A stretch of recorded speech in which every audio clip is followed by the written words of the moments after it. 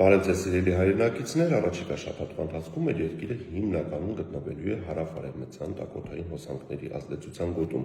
Արդեն ձևավորված ջերմային ֆոնում առաջիկա 5 օրերին էական տատանումներ չեն կանխատեսվում։ Հայ հիդրոմետրի կանխատեսումների համաձայն լեռնային մարզերում ցերեկային ժամերին սպասվում է հիմնականում 24-ից 27 աստիճան տաքություն,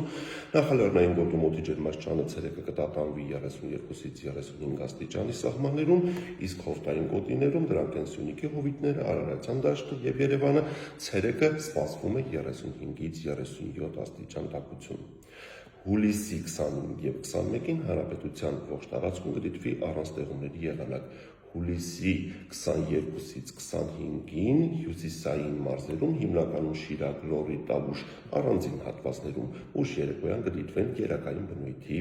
կարճատև անձրևներ։ Երեկոյան ժամերին Կոտայքի արագածոտնի նախալեռնային հատվածներում, Արմավիրում, այդ թվում նաև Երևանում սպասվում է լեռնահովտային քամիների ուժ գնացում մինչև 16 մետր/վայրկյան արագությամբ։